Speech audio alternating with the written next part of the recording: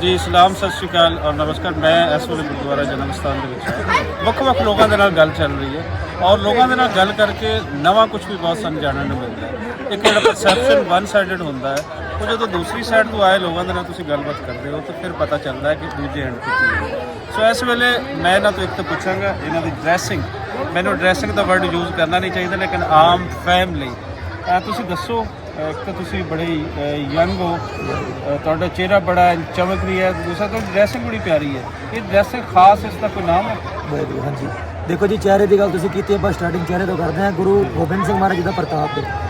जो गुरु नानक जी की बाणी अंदर आ जाए तो बाणी नाल आपां मिल जाइए फिर सानूं दसना नहीं पैंदा फिर चेहरे की चमक रोकन मिल जाता है। पहली गल तो दूजी गल जो कोई भी इंसान अपने धर्म नाल जुड़ के चलता है तो यह जाहिर जी गल है कि उन्होंने वह लिबास भी लैके चलना पेगा फिर चारों पासे संगत भी धार्मिक लोगों की करनी पेगी। तो यह जो साडा बाणा इहनूं कहंदे ने बाणा यह साडा धार्मिक प्रॉपर संपूर्ण बाणा यही है जो गुरु गोबिंद सिंह जी ने 1699 की विसाखी नूं आनंदपुर साहिब जी की धरती के उत्ते वाहिगुरू के स्वरूप श्री गुरु गोबिंद सिंह महाराज जी ने अमृत की दात छकाई तो खालसा पंथ प्रगट किया। उदों अपना सारा कुछ उन्होंने सानूं सौंप दिता। एक वाहिद गुरु गोबिंद सिंह महाराज जी ऐसे इस धरती ते गुरु हुए हैं जिहड़े आप ही चेले हुए हैं। नहीं तो जिहड़ा गुरु बनया वो कभी चेला नहीं बनना। इन्नी निमरता उन्होंने विखाई कि आप गुरु ते आप ही चेला वाह वाह गोबिंद सिंह आपे गुरु चेला। तो उन्होंने सारे ही अपना सानूं सौंप दिता सब अपना सरबंस भी सौंपता तो अपने एक एक चीज़ उन्होंने सानूं सौंपी तो जो तुहानूं साडे शरीर तक दिख रहा है यह सब गुरु गोबिंद सिंह महाराज जी की ही बख्शिश है। तो इहनूं बाणा कहंदे ने जिहड़ा बाणी और बाणे नाल जुड़ जाता है वही अकाल पुरख अल्लाह तक पहुँच सकता है। साढ़े जितों कहे बाणी बाणा पंख पहचानो सिंह गुरु का पंछी जानो। पंछी कभी एक पंख नहीं उड़ सकता।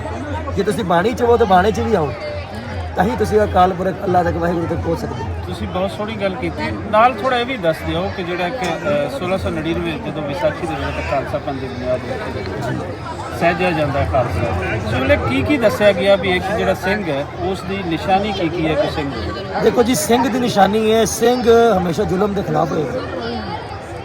जिन्ना जंगी होएगा सिंह जिन्ना तगड़ा योद्धा होएगा उन्हें तगड़ा प्यार करने वाला भी होएगा। क्योंकि देखो एक प्लेटफॉर्म पर एक चीज़ मिलती दो कभी नहीं मिलती है। उसी ब्रह्मंड च कोई भी चुक लो या तो गुस्से वाला होएगा या प्यार करने वाला होएगा। लेकिन गुरु कलगीधर के जो सिंह ने जो शेर ने उन्होंने तुहानूं दोनों चीज़ां मिलणगीआं। वो माला फड़ के साधु भी ने नाम भी जपते हैं तो लोड़ पैन ते किरपान कट के धोना भी लानी जाएगी। तो कहने का भाव कि देवतियां की और दैंतां की दोनों की शक्ति भर के कलगीधर जी ने सानूं बख्शी और बाणे वाले सिंह का रहत मर्यादा च रहना मर्यादा यानी कि दायरा गुरु वालों बख्शिया दायरा वो रहना बड़ा जरूरी है। जो गुरु के हुक्मां च गुरु के दायरा च वही एक असल खालसा है वही वो कलगीधर का सबूत है। तुहाडे नाल गल करके बड़ा चंगा लग रही है।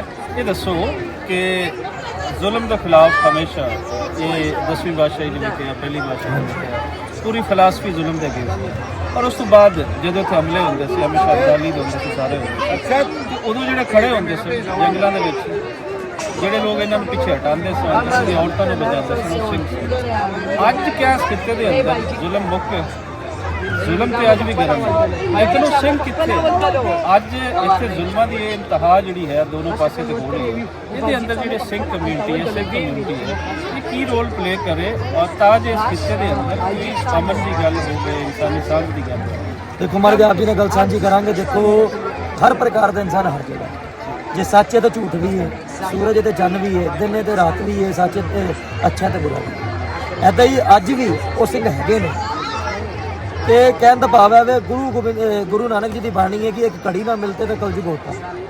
एक घड़ी तुसीं अगर परमात्मा तो टुटदे हो अल्लाह तो टुटदे हो तो तुसीं कलयुग के घेरे च आ जाओगे।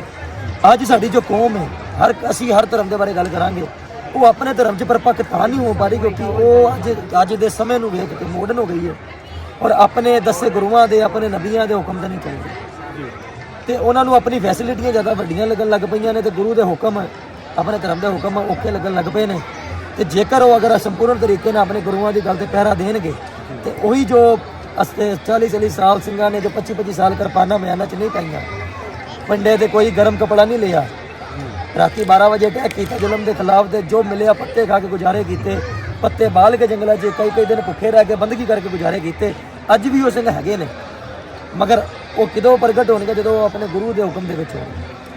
ਬਿਲਕੁਲ ਸਹੀ ਕਹਿੰਦਾ। ਮੇਰਾ ਆਖਰੀ ਸਵਾਲ ਹੈ ਕਿ ਅਸੀਂ ਜਦੋਂ ਇਸ ਸਾਰੀ ਫਿਲਾਸਫੀ ਦੇ ਪਿੱਛੇ ਜਾਂਦੇ ਹਾਂ ਤਾਂ ਉਹਦੇ ਪਿੱਛੇ ਸਾਨੂੰ ਇੱਕ ਜ਼ਬਾਨ, ਜਿਹੜੀ ਪੰਜਾਬੀ ਜ਼ਬਾਨ, ਉਹਦਾ ਇੱਕ ਲੰਬਾ ਸਫ਼ਰ ਬਾਬਾ ਨਾਨਕ ਸਰਕਾਰ ਤੋਂ ਲੈ ਕੇ ਹੁਣ ਤੱਕ ਉਹਦੇ ਅੰਦਰ ਬਾਬਾ ਫਰੀਦ ਦੇ ਸ਼ਲੋਕ ਸਾਰਾ ਉਹ ਹੈ।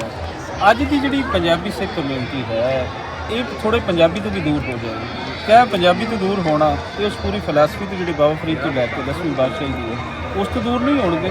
ਕਿੰਨੀ ਲੋੜ ਹੈ ਪੰਜਾਬੀ ਦੀ। ਪਰ ਦੇਖੋ ਗੁਰੂ ਸਾਹਿਬ ਜੀ ਨੇ ਕਿਸੇ ਭਾਸ਼ਾ ਦਾ ਨਿਰਾਦਰ ਨਹੀਂ ਕੀਤਾ। ਸਭ ਤੋਂ ਪਹਿਲੀ ਗੱਲ, ਗੁਰੂ ਗ੍ਰੰਥ ਸਾਹਿਬ ਮਹਾਰਾਜ ਜੀ ਦੇ ਵਿੱਚ ਕਈ ਪ੍ਰਕਾਰ ਦੀ ਭਾਸ਼ਾਵਾਂ ਨੇ, ਭੋਜਪੁਰੀ ਵੀ ਹੈ, ਪਰਸ਼ੀਅਨ ਵੀ ਹੈ, ਆਪਾਂ ਜ਼ਫਰਨਾਮਾ ਪੜ੍ਹਦੇ ਹਾਂ, ਦਸਮ ਦੀ ਬਾਣੀ, ਉਰਦੂ ਵੀ ਹੈ, ਫਾਰਸੀ, ਹਰ ਪ੍ਰਕਾਰ ਦੀ ਭਾਸ਼ਾਵਾਂ ਨੇ। ਲੇਕਿਨ ਗੁਰਮੁਖੀ ਜੋ ਮਾਂ ਹੈ ਉਹ ਮਾਂ ਹੀ ਹੁੰਦੀ ਹੈ। ਦੇਖੋ ਕਹਿਣਾ ਚਾਹਾਂਗੇ ਆਪ ਜੀ ਨੂੰ, ਗੁਰੂ ਨਾਨਕ ਦੇਵ ਜੀ ਨੇ ਕਦੀ ਪੰਜਾਬੀ ਨਹੀਂ ਉਚਾਰੀ। ਪੰਜਾਬੀ ਗੁਰੂ ਅੰਗਦ ਦੇਵ ਜੀ ਸਾਡੇ ਸਿੱਖਾਂ ਦੇ ਦੂਸਰੇ ਗੁਰੂ ਅੰਗਦ ਦੇਵ ਜੀ ਨੇ ਪ੍ਰਗਟ ਕੀਤੀ ਸੀ ਤੇ ਉਸ ਤੋਂ ਬਾਅਦ ਪ੍ਰਚਾਰ ਕੀਤਾ ਸੀ। ਤੇ ਜਦੋਂ ਤੋਂ ਗੁਰਮੁਖੀ ਆਈ ਹੈ, ਹੁਣ ਗੁਰੂ ਗ੍ਰੰਥ ਸਾਹਿਬ ਜੀ ਦੀ ਸਕ੍ਰਿਪਟ ਜੋ ਜਿਵੇਂ ਆਪਾਂ ਕਹਿ ਸਕਦੇ ਹਾਂ ਲਿਖਤ, ਉਹ ਗੁਰਮੁਖੀ ਹੈ। ਤੇ ਜੇ ਅਸੀਂ ਗੁਰਮੁਖੀ ਤੋਂ ਟੁੱਟਦੇ ਹਾਂ, ਆਪਣੀ ਮਾਂ ਬੋਲੀ ਤੋਂ ਟੁੱਟਦੇ ਹਾਂ, ਤੇ ਅਸੀਂ ਆਪਣਾ ਪੂਰਾ ਵਿਰਸਾ ਬਰਬਾਦ ਕਰ ਲਵਾਂਗੇ। ਤੇ ਜਿਹੜਾ ਆਪਣੀ ਮਾਂ ਤੋਂ ਦੂਰ ਹੋਇਆ ਫਿਰ ਅਨਾਥ ਹੀ ਹੋ ਜਾਂਦਾ ਉਹ। ਕੀ ਸੁਨੇਹਾ ਦੇਣਾ ਚਾਹੋਗੇ ਦੁਨੀਆ ਭਰ ਦੇ ਵਿੱਚ ਬੈਠੇ ਪੰਜਾਬੀਆਂ ਨੂੰ, ਜਿੰਦੇ ਸਿਰਫ ਪੰਜਾਬੀ ਸਿੱਖ ਕਮਿਊਨਿਟੀ ਨਹੀਂ, ਉਹਦੇ ਵਿੱਚ ਮੁਸਲਿਮ ਵੀ ਹੈ, ਉਹਦੇ ਵਿੱਚ ਕ੍ਰਿਸਚੀਅਨ ਵੀ, ਉਹਦੇ ਸਾਰੇ, ਕਿ ਲੈਂਗੁਏਜ ਦਾ ਕੀ ਰੋਲ ਹੁੰਦਾ ਹੈ ਔਰ ਜਦੋਂ ਅਸੀਂ ਆਪਣੇ ਆਪ ਨੂੰ ਪੰਜਾਬੀ ਕਹਿੰਦੇ ਹਾਂ ਤਾਂ ਫਿਰ ਕਿੰਝ ਦਾ ਪੰਜਾਬੀ ਹੋਣਾ? ਲੈਂਗੁਏਜ ਦਾ ਦੇਖੋ ਜੀ ਸਭ ਤੋਂ ਵੱਡਾ ਰੋਲ ਹੈ। ਅਗਰ ਲੈਂਗੁਏਜ ਨਹੀਂ ਹੈਗੀ, ਆਪਾਂ ਆਪਣੇ ਆਪ ਨੂੰ ਐਕਸਪ੍ਰੈਸ ਨਹੀਂ ਕਰ ਪਾਵਾਂਗੇ, ਆਪਣੀ ਗੱਲ ਰੱਖ ਨਹੀਂ ਸਕਾਂਗੇ। ਅੱਜ ਅਸੀਂ ਆ, ਸਾਡੇ ਕੋਲ ਪੰਜਾਬੀ ਜਿਸ ਕਦਰ ਆਪਾਂ ਦਿਲ ਨਾਲ ਬੋਲ ਸਕਦੇ, ਜੋ ਗੱਲਾਂ ਦਿਲ 'ਚੋਂ ਆ ਜਾਂਦੀਆਂ ਨੇ ਉਹ ਦੂਸਰੀ ਭਾਸ਼ਾ 'ਚ ਨਹੀਂ ਆ ਸਕਦੀ। ਸਤਿਕਾਰ ਸਾਰੀਆਂ ਭਾਸ਼ਾ ਦਾ ਕਰਦੇ ਆ, ਮਗਰ ਜੋ ਆਪਣੀ ਮਾਂ ਬੋਲੀ ਉਹਨੂੰ ਸੰਭਾਲ ਕੇ ਰੱਖੋ। ਜਿੰਨੀ ਵੀ ਬ੍ਰਹਮੰਡ ਦੇ ਵਿੱਚ, ਜਿੱਥੇ ਵੀ ਪੂਰੇ ਵਰਲਡ 'ਚ ਜਿੰਨੇ ਵੀ ਆਪਣੇ ਪੰਜਾਬੀ ਭਰਾ ਨੇ, ਇੱਕ ਬੜੀ ਅਫਵਾਹ ਫੈਲਾਈ ਜਾਂਦੀ ਹੈ ਕਿ ਜੀ ਪਾਕਿਸਤਾਨ ਤੁਸੀਂ ਆਓਗੇ ਤਾਂ ਤੁਹਾਨੂੰ ਕਿਸੇ ਹੋਰ ਮੁਲਕ ਦਾ ਵੀਜ਼ਾ ਨਹੀਂ ਮਿਲੇਗਾ। ਜੀ ਬਿਲਕੁਲ, ਇਹ ਬਹੁਤ ਗਲਤ ਗੱਲ ਹੈ। ਐਸੀ ਗੱਲ ਨਹੀਂ ਹੈ। ਤੁਸੀਂ ਆਓ ਪਾਕਿਸਤਾਨ, ਇਹ ਇਸ ਲਈ ਕੀਤਾ ਜਾਂਦਾ ਜੋ ਲੋਕ ਸਾਡਾ ਵਿਰੁੱਧ ਨੇ, ਸਾਨੂੰ ਇੱਕ ਨਹੀਂ ਕਰਨਾ ਚਾਹੁੰਦੇ, ਇਹ ਉਹ ਲੋਕ ਗੱਲ ਬੁਲਾਉਂਦੇ ਨੇ ਕਿ ਅਸੀਂ ਇੱਕ ਨਾ ਹੋ ਸਕੀਏ, ਸਾਨੂੰ ਪਿਆਰ ਨਾ ਮਿਲ ਸਕੇ। ਅੱਜ ਅਸੀਂ ਆਏ ਹਾਂ ਤੇ ਇੰਨੀ ਮੁਹੱਬਤ, ਇੰਨਾ ਪਿਆਰ ਸਾਨੂੰ ਮਿਲ ਰਿਹਾ ਕਿ ਅਸੀਂ ਕਹਿੰਦੇ ਚਾਹੁੰਦੇ ਕਿ ਸਾਰੀ ਗੱਲਾਂ ਫੇਲ ਨੇ। ਤੁਸੀਂ ਪਾਕਿਸਤਾਨ ਆਓ, ਵੀਜ਼ਾ ਵੀ ਲੱਗੇਗਾ ਤੁਹਾਨੂੰ, ਹੋਰ ਵੀ ਮੁਲਕਾਂ ਦੇ ਵੀਜ਼ਾ ਮਿਲਣਗੇ। ਬਲਕਿ ਸਾਡੀ ਪਾਕਿਸਤਾਨੀ ਆਵਾਮ ਕਿੰਨੀ ਅਮਰੀਕਾ ਲੰਡਨ 'ਚ ਬੈਠੀ ਹੈ। ਜੀ ਜੀ, ਤੇ ਜੇ ਇਹ ਗੱਲ ਗਲਤ ਹੈ, ਇਹ ਗੱਲ ਸੱਚੀ ਹੈ ਕਿ ਜੀ ਵੀਜ਼ਾ ਨਹੀਂ ਮਿਲਦਾ, ਤੇ ਫਿਰ ਉਹ ਕਿੱਦਾਂ ਚੱਲੇਗੀ? ਸਾਰੇ ਉੱਡ ਕੇ ਤਾਂ ਚੱਲੇ ਨਹੀਂ ਗਏ। ਔਰ ਮੇਰੇ ਬਹੁਤ ਸਾਰੇ ਦੋਸਤ ਜਿਹੜੇ ਇੱਥੇ ਪਾਕਿਸਤਾਨ ਆਏ ਨੇ, ਦੁਨੀਆ ਦੇ ਹਰ ਕੰਟਰੀ ਦੇ ਅੰਦਰ ਘੁੰਮ ਰਹੇ ਨੇ। ਤੇ ਮਾਰੇ ਦੇਖੋ, ਸੁਣੀ ਗੱਲ ਤੇ ਕਦੀ ਬਿਲੀਵ ਨਾ ਕਰੋ। ਵਾਹਿਗੁਰੂ ਅਸੀਂ ਸਾਰੇ ਭੈਣ ਭਰਾਵਾਂ ਨੂੰ ਹੀ ਕਰਨਾ ਚਾਹਾਂਗੇ, ਤੁਸੀਂ ਆਓ, ਇੱਕ ਦਫਾ ਆਓ ਤਾਂ ਸਹੀ। ਤੁਸੀਂ ਆਓਗੇ ਤੇ ਤੁਹਾਨੂੰ ਇੰਨਾ ਪਿਆਰ, ਇੰਨੀ ਮੁਹੱਬਤ ਮਿਲੇਗੀ, ਤੁਹਾਡਾ ਜਾਨ ਦਾ ਜੀਓ ਨਹੀਂ ਕਰਨਾ ਜਿਵੇਂ ਅਸੀਂ ਆ, ਸਾਡਾ ਜੀਓ ਨਹੀਂ ਸੋਹਣੀਆਂ ਗੱਲਾਂ ਤੁਹਾਡੇ ਨਾਲ ਹੋਈਆਂ। ਕਰਨਾ। ਹੋਰ ਦੋਸਤ ਵੀ ਵੇਟ ਕਰ ਰਹੇ ਨੇ, ਆਪਣਾ ਨਾਮ ਦੱਸਦੇ ਜਾਓ ਤੇ ਕਿੱਥੋਂ ਆਉਣਾ ਹੋਇਆ ਬਸ ਇਹ ਦੱਸੋ। ਸਾਡਾ ਮਹਾਰਾਜ ਦਾ ਨਾਮ ਹੈ ਬਲੈਤੀ ਸਿੰਘ, ਇਹ ਪਿਤਾ ਗੁਰੂ ਗੋਬਿੰਦ ਸਿੰਘ, ਮਾਤਾ ਸਾਹਿਬ ਦੇਵਾ ਜੀ, ਤੇ ਅਨੰਦਪੁਰ ਸਾਹਿਬ ਦੇ ਰਹਿਣ ਵਾਲੇ ਹਾਂ ਅਸੀਂ ਅੰਮ੍ਰਿਤ ਦੇ ਅਨੁਸਾਰ। ਤੇ ਦਿੱਲੀ ਤੋਂ ਅਸੀਂ ਵੈਸੇ ਦੁਨਿਆਵੀ ਤੌਰ ਤੇ ਰਹਿਸ਼ ਕਹ ਲਓ ਕਿ ਦਿੱਲੀ ਹੈ ਇੰਡੀਆ 'ਚ ਆਪਣੀ। ਤੇ ਸਾਰੀ ਸੰਗਤਾਂ ਦੇ ਚਰਨਾਂ 'ਚ ਸਾਡੀ ਫਤਿਹ ਹੋਵੇ। ਵਾਹਿਗੁਰੂ ਜੀ ਕਾ ਖਾਲਸਾ, ਵਾਹਿਗੁਰੂ ਜੀ ਕੀ ਫਤਿਹ।